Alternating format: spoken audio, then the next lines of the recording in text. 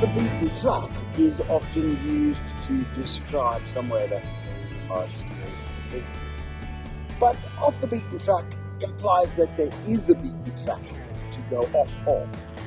Here we are in the east, far, far, far east of Angola, very close to the border with DRC and Zambia. Let me tell you, this track is very much not beaten at all.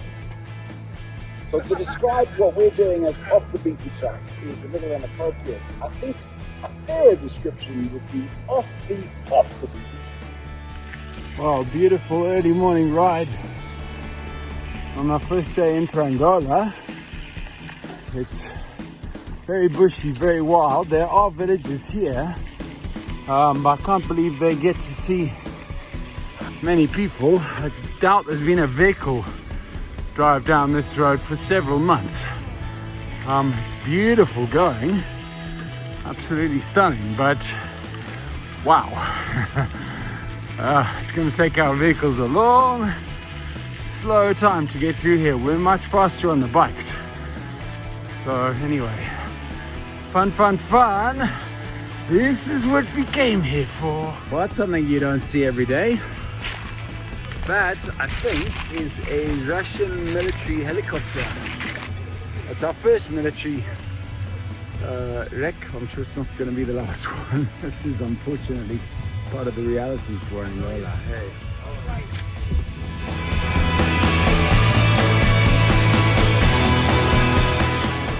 So a nice little story here. We are 34 kilometers into Angola, sitting on a bridge built apparently in 1951 by this little beautiful grove. There's a flowing river below us, crystal clear water, this beautiful grove of waterberries, Syzygium caudatum. Now the nice thing about this is that I'm involved in setting up a craft gin distillery in Victoria Falls, and we are making gins out of indigenous botanicals, and the waterberry is one of the botanicals that we are using. As far as I know, we will be the only manufacturer of a waterberry gin in the world, and it's really awesome to see these beautiful waterberry trees here all the way over in eastern Angola. Amazing.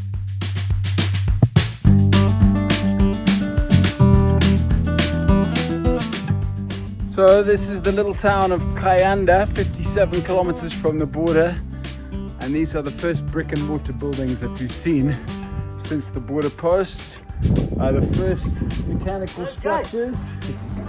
There are some tractors over there.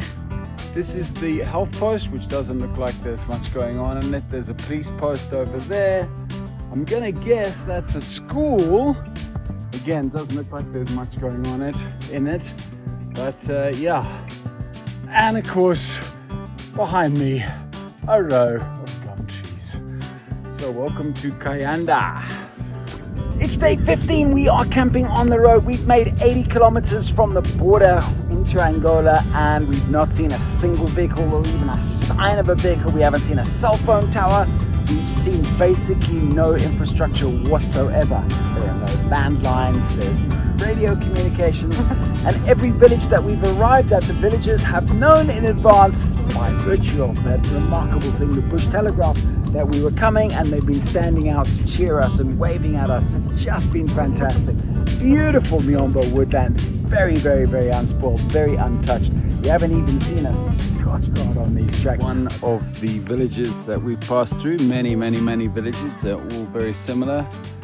As you can see, not a lot to them, just a few houses, nothing centralized, no centralized infrastructure or anything, there's a little meeting place, otherwise it's just individual homes, and then from there it goes back into the bush. Okay, a bit of excitement here, 20 past 8, day 16, we've come to a village. There's a fork in the road here. The road that we're taking goes straight on, and we've been told by the villagers it's not possible because the sand is just too deep and we should go around. But the diversion will add another sort of 70 or 80 kilometers to our journey, which we don't really want to do. So being bullheaded, we're going to take the direct route and see if we can overcome the sand. We might be back here in a while with our tails between our legs. What happened? I hit the stump. Hit the stump, huh? Eesh. Good, yeah. Good. Which stump? This little stump, this little bugger right here. Yeah, boy. Yeah. Good 10 out of 10 somersault, I must say. Woo, how was that? Today was a test. And the sand was a little bit ahead of me. It was challenging. 50 Ks, well done guys. And you did it great. How are you boys? How are you doing, Nick? How was that tumble, eh? How's your wing? Still a bit ticklish. Legs, yeah, it's getting better. Yeah. It's a tough one. Get up and move a bit. Gabe Man has faced some challenges today, but he's still going strong. Look at that. Oh, jeez, man. Oh, you got a big chunk at the back. Around the back. I went again. That's proper, my friend.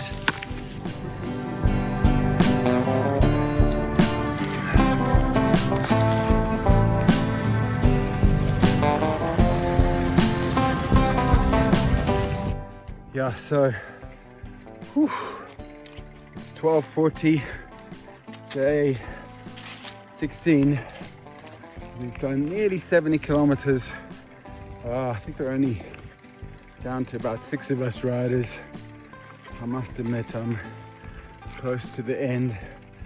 The reason it's so challenging is that it's very deep sand, and the only place where it's solid enough to ride is the middle manaki, so this middleman in the middle of the road. But the problem is that it's very technical to stay on there, and especially when you're tired. Plus there are all these grassy hummocks which you keep hitting your pedals against, and as soon as you hit them it knocks you over, and then you fall into the ditch, and then the sand is too deep, and then you have to stop pedaling, and as I am now, start walking. So it's been, yeah, I think this is definitely the toughest, most challenging day we've had so far, just in terms of the riding. A lot of people are a bit below par as well, so not everyone feeling as strong as they should. Plus it's hot, yeah, and humid, so we've been sweating a lot. Anyway, I mean, it is awesome. What a privilege to be able to ride in a place like this, but geez, this is heavy going. Whew, 70 K's done. I don't know if you guys can see all the flies, but these Mapani bees are something else. Woo! Yeah, we are tired, and obviously we're sweating a lot, so they're coming after our sweat, and yeah, they are everywhere. That's Nick's strategy. Oh goodness.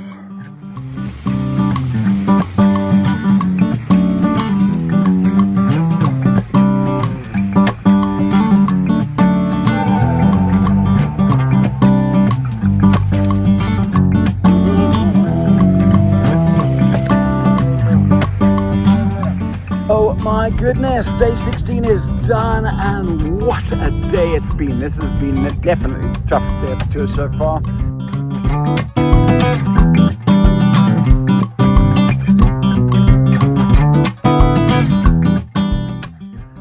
Day 17, and here we are digging ourselves out of the sand. We camped in the road last night. It was a magnificent campsite, still in the middle of nowhere, but this bush is just stunningly beautiful.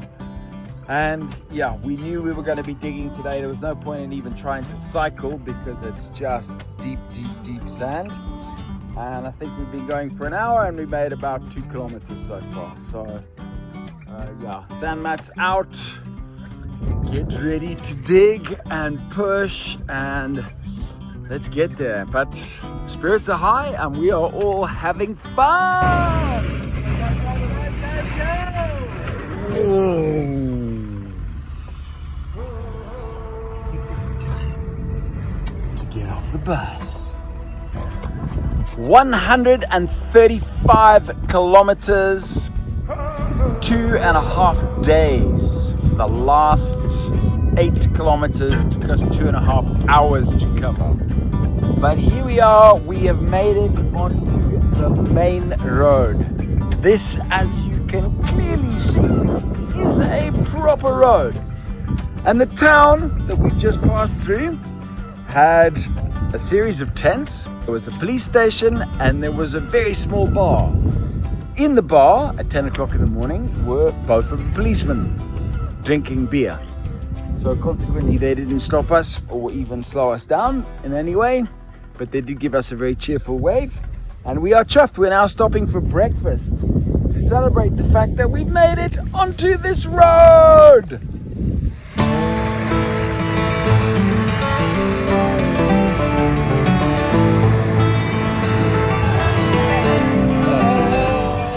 Hey guys, from Luau, which is the border town between Angola and the DRC. Day 17 yesterday. We managed to get ourselves out of some very, very deep sand. 2.5 hours to travel 8 kilometers, which I think was a record for us. But we made it. We got through the sand. We got onto a dust road. We saw our first vehicle in 3 days in Angola.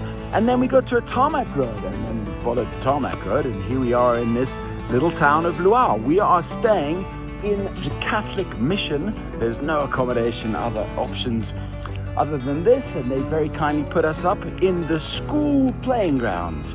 And here behind me is a goalpost, and the goalpost, as you can see, is draped, festooned with laundry because we managed to get laundry.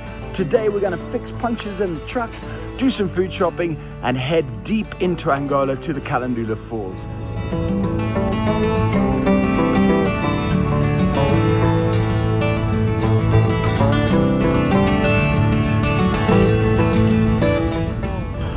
Oh my goodness, day 18. Check out the police outriders. We've got a proper motorcade. The Angolan authorities are so thrilled to be welcoming us as a group of tourists in their country that they have provided us with a police escort.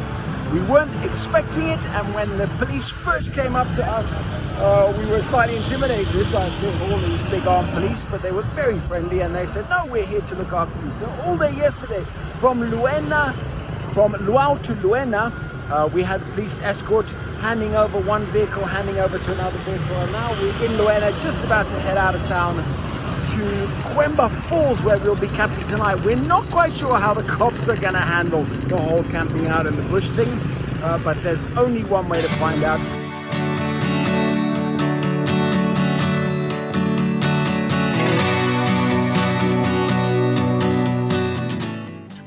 It's day 19 of the Old Lakes Tour, and we are sleeping at a station on that railway line in the middle of nowhere.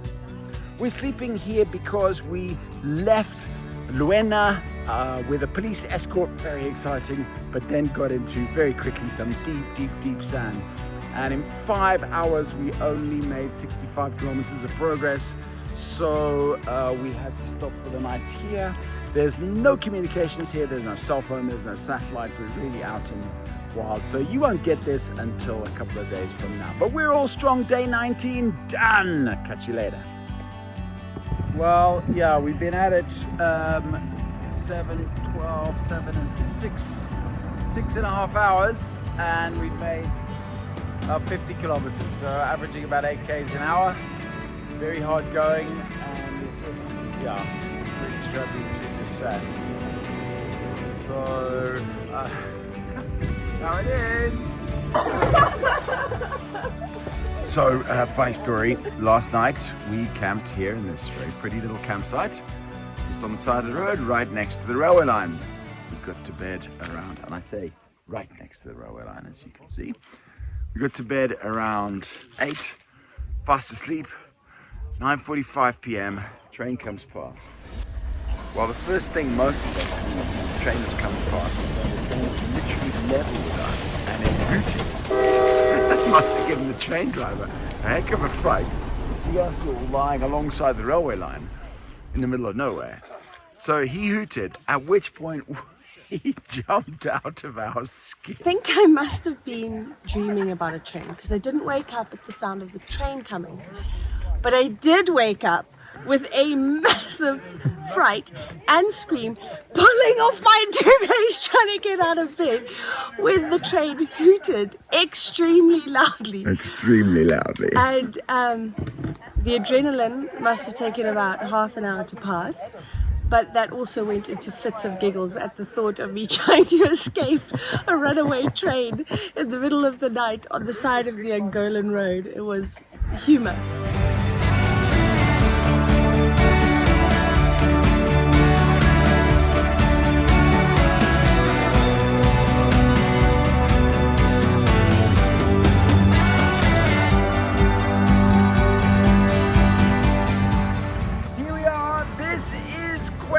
That's the railway station of Cuemba. As a symbol of Angola, that's an upturned armoured personnel carrier. And that thing over there is the tarmac road. Tar, I love you.